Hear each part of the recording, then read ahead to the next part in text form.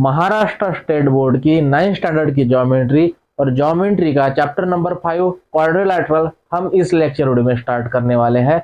और chapter number 5 quadrilateral की practice set 5.1 हमने स्टार्ट की थी और 5.1 के 3 एग्जाम्पल हमने लास्ट लेक्चर वीडियो में कवर किए थे। इस लेक्चर वीडियो में हम प्रैक्टिस सेट 5.1 के 4th एंड बाकी के एग्जाम्पल कवर करेंगे। स्टार्ट करने से पहले मैं आपको बता दूं, हाय, मैं गौरव कुमार और स्वागत है हमारे इस चैनल ग्रीशा एकेडमी में और आपके लिए लेके आया हूँ 9th स्टैंडर्ड की ज्योमेट्री। तो चलिए दोस्तों, बिना किसी देरी के स्टार्ट करते हैं हम example number 4, that is if the ratio of adjacent angles of a parallelogram is 1:2, find the measure of all angles of a parallelogram। आपको यहाँ पे पैरेललोग्राम के जो एंगल्स है उस एंगल का रेशियो दिया हुआ है, दैट इज 1:2। ठीक है, सबसे पहले हम यहाँ पे एक पैरेललोग्राम ड्रॉ करेंगे और उसे नाम दे देंगे, that is A B C and D. ठीक है, एक पैरेललोग्राम ड्रॉ करके आपको उसे नाम दे देना है एबीसीडी। अब पैरेललोग्राम का यदि ये एबीसीडी नाम का पैरेललोग्राम है तो एडजेसेंट एंगल, फॉर एग्जांपल ए का एडजेसेंट एंगल बी हो सकता है या फिर ए का एडजेसेंट एंगल डी भी हो सकता है। ठीक है, तो कंसिडर कीजिए A and B are the two adjacent angle. अब A and B are the two adjacent angle और इस एडजेसेंट एंगल का यहाँ पे रेशियो दिया हुआ है 1:2। ठीक है, तो सबसे पहले हम ये जो एंगल ए है, ए को कंसिडर करेंगे 1 × x that is x and 2 × x that is 2x। ठीक है, एंगल ए को कंसिडर करेंगे x से और एंगल बी को कंसिडर करेंगे 2x से। यदि रेशियो दिया रहता 2:3 या फिर 3:2 तो एंगल ए को कंसिडर किया जा सकता था 3x से और इसे 2x से। ठीक है, लेकिन यहाँ पे 1:2 रेशियो दिया हुआ है, इसीलिए एंगल ए को 1 × x दैट इज x से कंसिडर करेंगे and 2 × x that is 2x। ठीक है, दोनों भी एंगल कितने हैं ये हमको पता नहीं है, सिर्फ वहां पे दो एडजेसेंट एंगल का रेशियो दिया हुआ है दैट इज 1:2। तो एक एंगल कोई भी आप ए डी लिख सकते हैं या फिर ए बी लिख सकते हैं। अगर ए आपने लिया तो ए को आपको कंसिडर करना है x से, दैट इज 1 × x एंड बी को कंसिडर करेंगे 2x से। तो हम यहाँ पे लिखेंगे the ratio of adjacent angles of parallelogram is 1:2, therefore that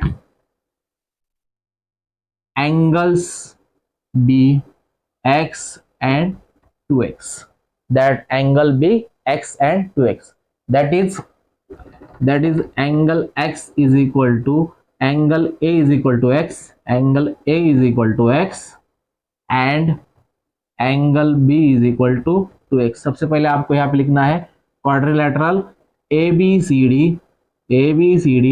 is a parallelogram. Quadrilateral ABCD क्या है? पैरेललोग्राम है। तो एंगल A को हमने डिनोट किया x से एंड एंगल B को डिनोट किया 2x से। Angle A and angle B are the adjacent angle and we know that angle A and angle B are the adjacent angles and sum of adjacent angles is 180 degree. Parallelogram की adjacent angle की addition आती है 180 degree. Therefore angle A plus angle B की एडिशन आएंगी 180 degree. ठीक है, angle A and angle B are the adjacent angle and इन एडजेसेंट एंगल की एडिशन आती है 180 डिग्री। तो एंगल A को कंसिडर किया था हमने x से, एंगल B को कंसिडर किया हमने 2x से, is equal to 180, that is x plus 2x that is 3x is equal to 180, x is equal to 180 upon 3 that is x is equal to 60, x is equal to 180/3 that is x की value आएंगी बच्चों 60। मतलब यहाँ पे angle A है 60 degree का, ठीक है। Therefore angle A is equal to X is equal to 60 degree. Angle A की वैल्यू हमको मिल गई that is 60 degree. Therefore angle B is equal to, B की वैल्यू है 2x, बी की value 2x that is 2 into 60 that is 120 degree, ठीक है। और आपको find all angles of a parallelogram find करना था। तो therefore quadrilateral ABCD is a parallelogram and opposite sides of parallelogram are equal। therefore angle A को equal रहेगा angle C।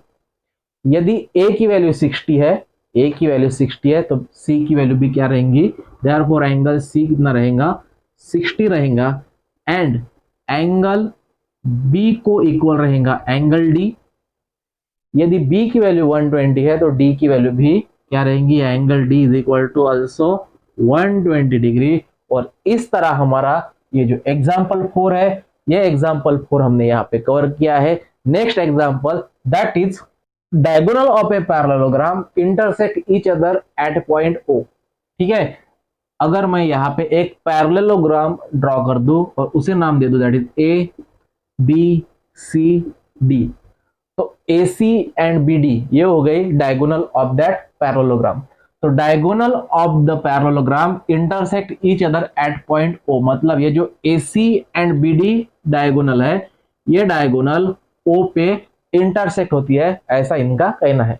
If AO is equal to 5, यहाँ पे जो A दिख रहा है AO है 5, BO है 12 and AB is equal to 13। AB कितनी है 13 है। तो इन गिवन डेटा के जरिए आपको शो करना है quadrilateral ABCD is a rhombus. आपको ये जो क्वाड्रिलैटरल दिया हुआ है दैट इज ABCD, इस क्वाड्रिलैटरल को रोम्बस शो करना है, ठीक है। तो सबसे पहले हम यहाँ पे लिखेंगे इन क्वाड्रिलैटरल ABCD,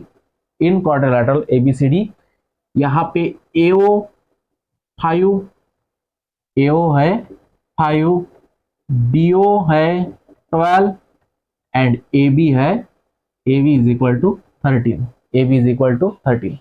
अब सबसे बड़ी जो लेंथ है दैट इज AB को हम कंसिडर करेंगे। AB का लेंगे स्क्वायर, AB का स्क्वायर दैट इज 13 का स्क्वायर दैट इज 169, 13 का स्क्वायर 169। और बाकी के जो दो रहे that is AO and BO, इनकी हम करेंगे स्क्वेयरिंग एंड एडिंग।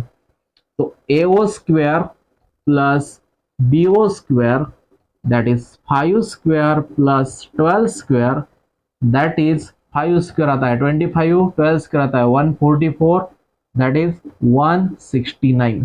इसे हम दे देंगे इक्वेशन 1। और AO square plus BO square is equal to 169, इसे दे देंगे हम equation 2। And from equation 2, equation 1 and equation 2 की राइट हैंड साइड सेम है तो लेफ्ट हैंड साइड भी क्या हो जाएंगी, सेम हो जाएंगी। That is from equation 1 and 2, AB square is equal to AO square plus BO square.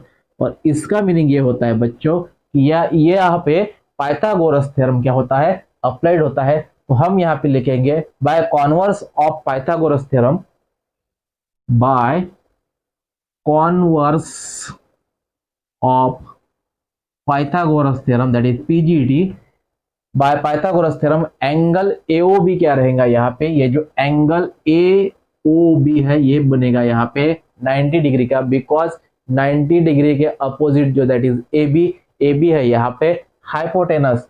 यहाँ पे ये जो पाइथागोरस थ्योरम यहाँ पे अप्लाई हो चुका है that is AB square is equal to AO square plus BO square. मान लीजिए यहाँ पे एक अदर ट्राइंगल है दैट इज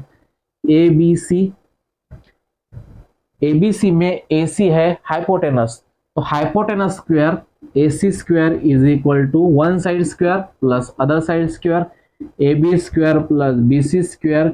ये अगर सेटिस्फाइड होती है तो हम यहाँ पे कहेंगे it is a right angle triangle.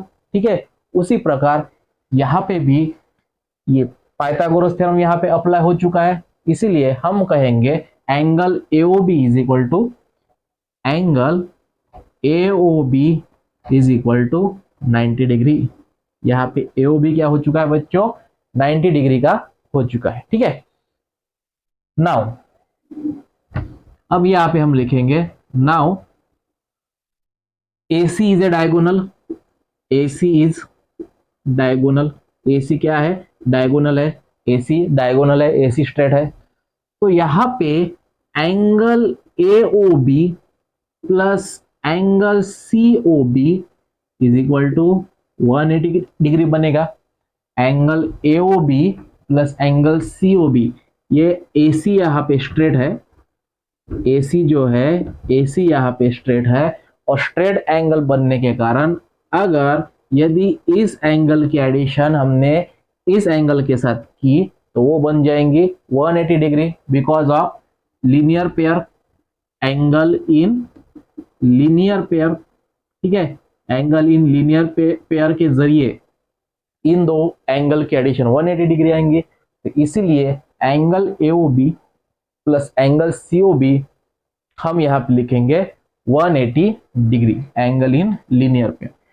But angle AOB is equal to 90 degree plus angle COB is equal to as it is equal to 180, angle COB is equal to 180 degree minus 90, angle COB is equal to 90 degree. मतलब यहाँ पे angle COB भी क्या बनेगा, 90 degree का बनेगा।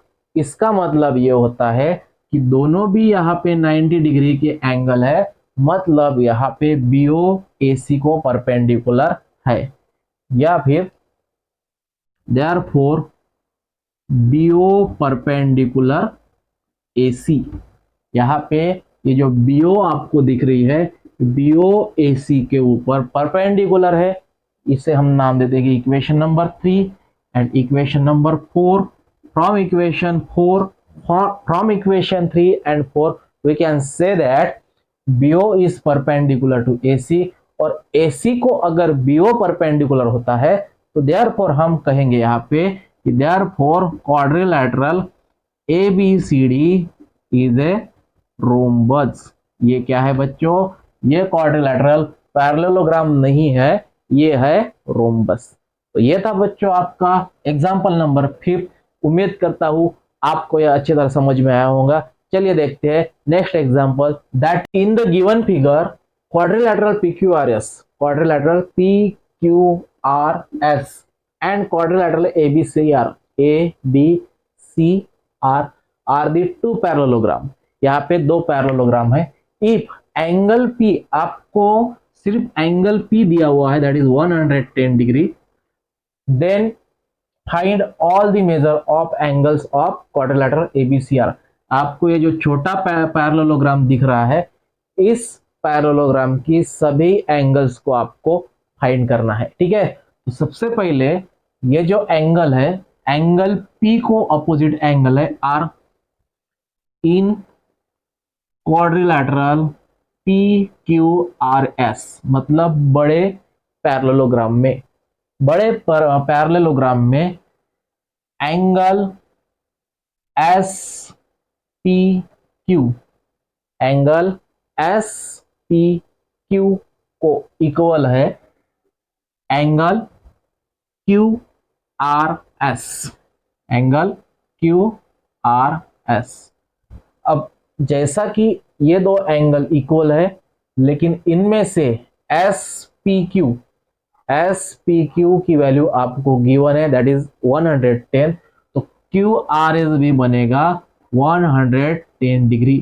ठीक है, QRS, एंगल QRS बनेगा 110 डिग्री। तो QRS अगर 110 डिग्री का बनता है तो एंगल CRA या फिर ARC भी कितने का बनेगा, 100 डिग्री का बनेगा। Therefore angle ARC is equal to angle, जितना एंगल ए आर सी है उतना एंगल एस आर क्यू रहेगा, एंगल एस आर क्यू या फिर Q R S, Q R S. लेकिन क्यू आर एस यहाँ पे 110 का है, तो ए आर सी भी क्या रहेगा, therefore angle A R C भी रहेगा 110 डिग्री, ठीक है, 110 डिग्री का रहेगा। अब ए आर सी को अपोजिट है A B C, in quadrilateral, in quadrilateral A B C R, in quadrilateral A B C R या फिर in parallelogram A B C R. A B C R में angle A R C, angle A R C को opposite है angle A B C, angle A B C, ठीक है। Opposites angles of parallelogram are equal, तो A R C को equal रहेगा ए B C, ठीक है। तो ए आर सी अगर 110 है तो ए बी सी भी कितना रहेगा, 110। But angle A R C is equal to 110 degree, therefore angle A B C also 110 degree, angle A B C भी क्या रहेगा यहाँ पे 110 डिग्री का रहेगा, ठीक है। After that angle A B C plus angle B A R, angle B A R is equal to 180 degree, ठीक है। ये एंगल एंड ये एंगल, ये दो एंगल एडजेसेंट एंगल है, तो and sum of adjacent angles of parallelogram is 180 degree. Adjacent angle की addition 180 degree आती है, ये हमको पता है। इनमें से ए बी सी की वैल्यू आपको गिवन है, that is 110, 110 plus angle B A R as it is equal to 180 degree, that is angle B A R is equal to 180 minus 110, यहाँ पे ये प्लस है, इज इक्वल टू के वो side में चला आया मतलब माइनस हो जाएगा, and angle B A R is equal to 70 degree. B A R कितना होगा, बी ए आर ये बनेगा 70 डिग्री, ठीक है। और लास्ट में एंगल बी ए आर को अपोजिट एंगल है B C R, angle B A R को अपोजिट है B C R, opposite angles of parallelogram. यदि बी ए आर 70 का है, angle B A R is equal to 70 degree, therefore angle B C R, angle B C R भी कितने का बनेगा, 70 degree का बनेगा। देयरफॉर जो क्वाड्रिलेटरल छोटा वाला that is A B C R quadrilateral में एंगल ए आर सी की वैल्यू हमने फाइंड की, ए आर सी की वैल्यू 110, ए बी सी की वैल्यू 110, बी आर की value 70 degree and B C R की वैल्यू 70 डिग्री। मतलब quadrilateral A B C R में हमने चारों भी एंगल की वैल्यू फाइंड की, और यह था आपका एग्जाम्पल नंबर 6। चलिए देखते हैं last example, that is in the figure quadrilateral ABCD is a parallelogram. आपको यहाँ पे ABCD पैरेललोग्राम दिया हुआ है, point E is on the रे AB, मतलब ये जो AB रे है इस AB को क्या किया, एक्सटेंड किया on a ray AB such that BE is equal to AB, मतलब जितना भी डिस्टेंस AB का है, जितना डिस्टेंस AB का है वही डिस्टेंस B से लेके E तक है, ठीक है। ये जो AB है, मान लीजिए यहाँ पे AB है, तो AB का जितना भी डिस्टेंस, सपोज यहाँ पे 10 सेंटीमीटर है, तो जितना भी डिस्टेंस AB का है वही डिस्टेंस B से लेके E तक है, दैट इज 10 सेंटीमीटर। कंसिडर कीजिए। थ्रू दैट लाइन ED, यहाँ पे ये जो E एंड D लाइन है बाइसेक्ट सेगमेंट BC को बाइसेक्ट किया लाइन ED ने at point E, at point F है यहाँ पे, एट पॉइंट F। ED ये जो आपको लाइन दिख रही है, ED ने BC को बाइसेक्ट किया एट पॉइंट F, ये आपको प्रूव करना है। ठीक है, तो सबसे पहले हम यहाँ पे लिखेंगे quadrilateral ABCD is a parallelogram. Quadrilateral ABCD is a parallelogram and we know that opposite sides of parallelogram are parallel to each other, therefore AB parallel CD, यहाँ पे AB parallel किसको है, CD को है, that is हम ऐसा भी कह सकते हैं कि AE parallel CD। ठीक है, बिकॉज AB एंड BE ये क्या है, एक कंटिन्यू लाइन है, A से लेके B तक एंड B से लेके E तक, मतलब AE एक स्ट्रेट लाइन है। तो जिस तरह AB पैरेलल रहेंगी CD को, उसी प्रकार AE भी पैरेलल रहेंगी CD को। ठीक है, तो AE पैरेलल CD हमने यहाँ पे लिखा। And line BC is a transversal, line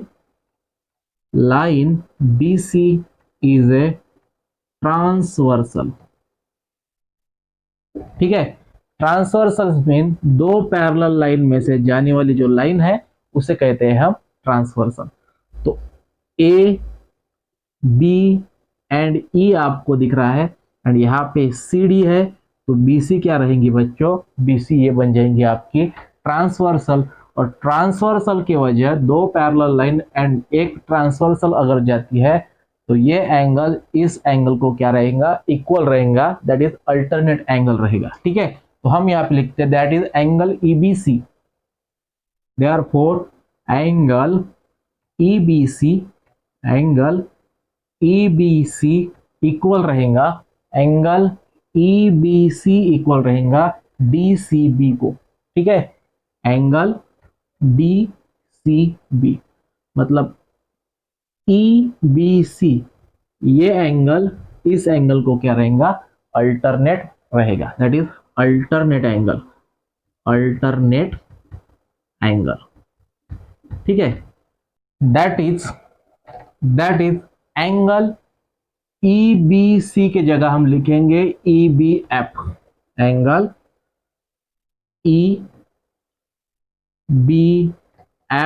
is equal to angle DCB के जगह लिखेंगे हम DCF, एंगल DCF। ठीक है, equation number 1। After that seg AB congruent seg CD, AB congruent है एंड सेगमेंट AB कॉन्ग्रुएंट रहेंगी सेगमेंट CD को, because ABCD is a parallelogram and opposite sides are parallel and equal, मतलब AB and CD क्या रहेंगी, equal रहेंगी। अगर AB and CD equal रहती है तो AB एंड BE भी क्या रहेंगी, इक्वल रहेंगी। And segment AB congruent segment BE आपको यहाँ पे गिवन है, because E is the ray AB such that E is on the ray AB such that BE is equal to AB, आपको ये गिवन है, मतलब जितना डिस्टेंस AB का है उतना ही डिस्टेंस किसका है, BE का है, ये आपको गिवन है। इसे हम दे देंगे इक्वेशन ये हो गया इक्वेशन 2 एंड इसे हम दे देंगे equation 3। After that we can say BE congruent CD, BE किसको कॉन्ग्रुएंट है, अगर AB CD को कॉन्ग्रुएंट है, AB CD को कॉन्ग्रुएंट है एंड AB BE को कॉन्ग्रुएंट है, इसका मीनिंग ये होता है कि ये तीनों भी क्या है, इक्वल है। मान लीजिए AB का डिस्टेंस है 5 तो BC का भी डिस्टेंस 5 रहेगा एंड AB का डिस्टेंस 5 है तो BE का भी 5 रहेगा, मतलब BE इक्वल टू DC रहेगा। From equation 1, 2 and 3 we can say that, from equation 2 and 3 we can say that segment BE congruent segment CD। ठीक है, ये हो गया आपका इक्वेशन 2 एंड 3 से, और इसे हम दे देंगे equation number 4। Now in triangle EBF and DCF, in triangle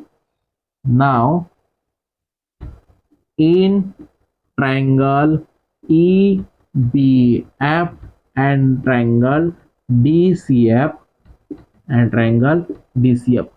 EBF, EBF मतलब फर्स्ट ट्रायंगल एंड DCF मतलब सेकंड ट्रायंगल। इस ट्रायंगल में आपको ये दो ट्रायंगल कॉन्ग्रुएंट दिखाना है, तो seg BE congruent seg CD, seg BE congruent seg CD, seg BE congruent seg CD from equation 4। ये कहां से लिखा हमने? इक्वेशन 4 से। After that angle EBF, angle EBF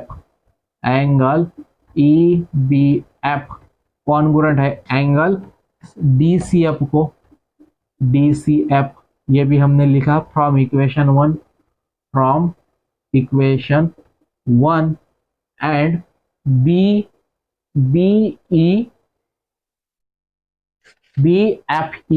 and BFE, angle BFE equal congruent दिखाना है आपको DFC को, DFC वर्टिकली अपोजिट एंगल। अब यहाँ पे दो ट्रायंगल में दो एंगल एंड एक साइड इक्वल है, इसीलिए हम यहाँ पे कहेंगे कि two triangles that is triangle EBF congruent triangle DCF by side angle test. ठीक है, दो ट्रायंगल यहाँ पे, ये जो दो एंगल एंड एक साइड यहाँ पे कॉन्ग्रुएंट है, इसीलिए ये जो दो ट्रायंगल है ये ट्रायंगल साइड एंगल टेस्ट से क्या रहेंगे? कॉन्ग्रुएंट रहेंगे। और therefore BF congruent CF, therefore BF congruent CF। आपको यहाँ पे BF कॉन्ग्रुएंट, ये जो BF है BF कॉन्ग्रुएंट किसे है? CF को कॉन्ग्रुएंट है। और यदि BF कॉन्ग्रुएंट CF रहती है तो हम यहाँ पे कहेंगे line ED bisect seg BC, therefore line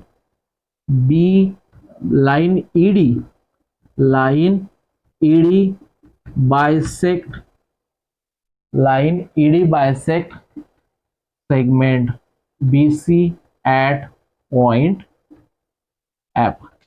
अगर BF CF इक्वल है, मतलब ये दो साइड इक्वल है एंड ये दो साइड इक्वल है, इसका मीनिंग ये होता है बच्चों कि BC एंड DE एक दूसरे को इंटरसेक्ट होती है एट पॉइंट F। मतलब लाइन ED ने BC को पॉइंट F पे बाइसेक्ट किया, इसका ये मीनिंग होता है। और इसी प्रकार हमारा ये जो प्रैक्टिस सेट 5.1 है, ये यहाँ पे दो लेक्चर वीडियो के जरिए हम एंड करते हैं। उम्मीद करता हूँ आपको ये लेक्चर वीडियो पसंद आया होगा। मिलते हैं नए लेक्चर वीडियो के साथ, तब तक के लिए धन्यवाद।